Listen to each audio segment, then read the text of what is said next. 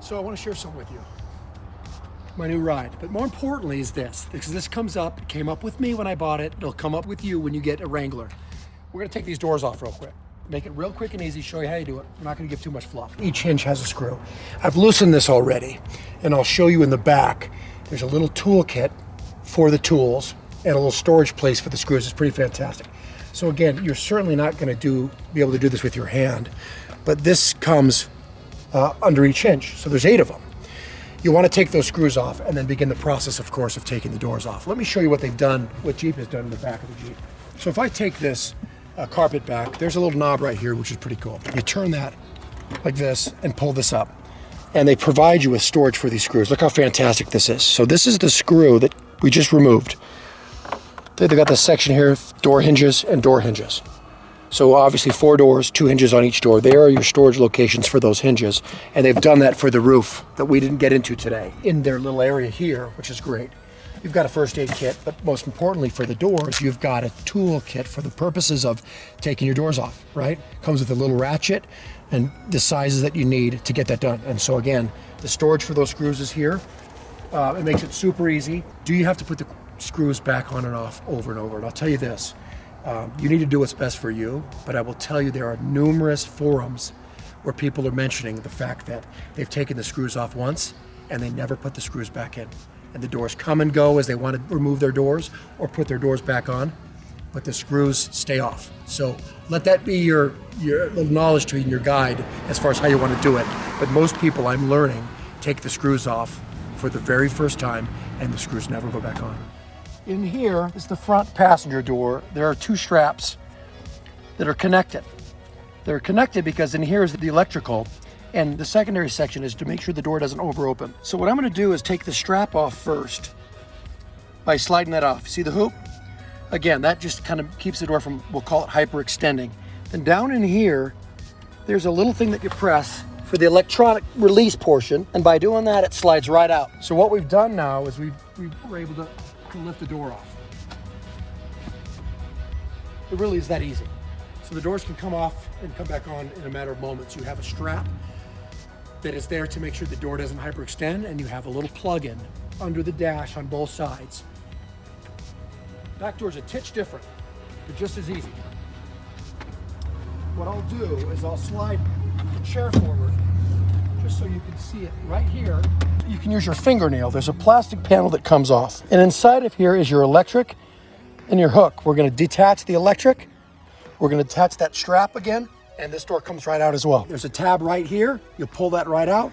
Here's that hook that we talked about before so that the door doesn't hyperextend. This comes off, and it's that easy. Door out. This can go back on, which is convenient, obviously, for looks and aesthetics. You can do all your doors by yourself if you wanted to.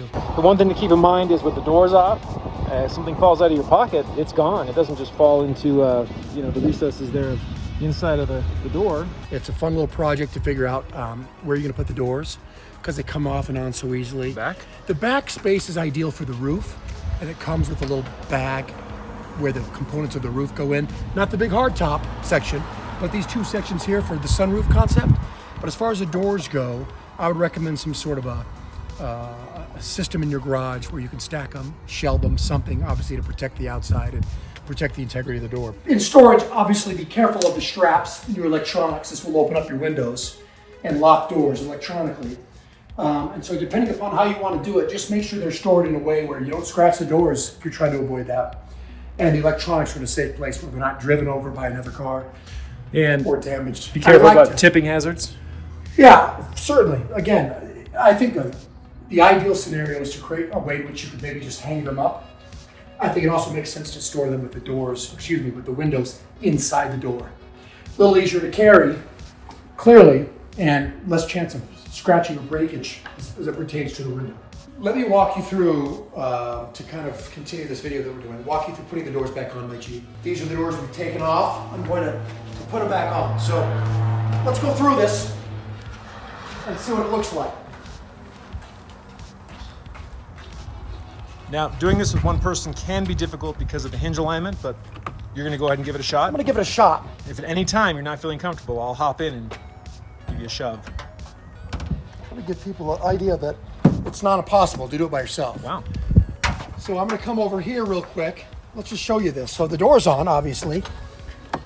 This electrical piece, all we need to do is snap it in. So I'm gonna slide in here and snap it in. You can hear it kind of light up, power's on the door. I close it just a little bit further to get that strap on so that it doesn't hyperextend, and I just put the door on. I don't know what that was, a minute? So here's the good news. The door's not incredibly heavy, it's not incredibly light, but it can be done. One person can do it.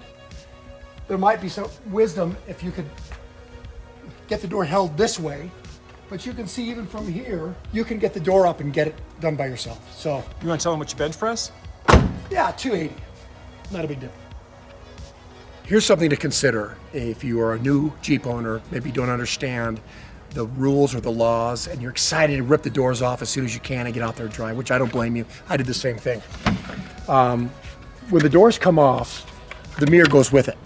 And so the problem you're gonna have, depending upon where you live, certainly, is that frankly, it's illegal. You gotta have a side mirror on both sides. Some states only require you to have one mirror on the driver's side. Oh, cool. I know in Utah, I think it's both, although I have to be honest. Pretty sure in Utah it's only... I'm pretty sure you're not right, but no, I'm kidding. Pretty sure I looked it up. Okay, I probably looked it up before you. So what you're gonna find is a situation where you might get caught off guard somewhere thinking you don't need your side mirrors and get a ticket and go through all that process. Jeep, and I don't have the examples with me, but you can get online and find that out. They make a myriad of products that either bolt on here or go into the hinge that provide a mirror that are anywhere from $30 to $100, where you can have those side view mirrors while your doors are off. That's it. This is a Wrangler JK Unlimited, and it's pretty cool.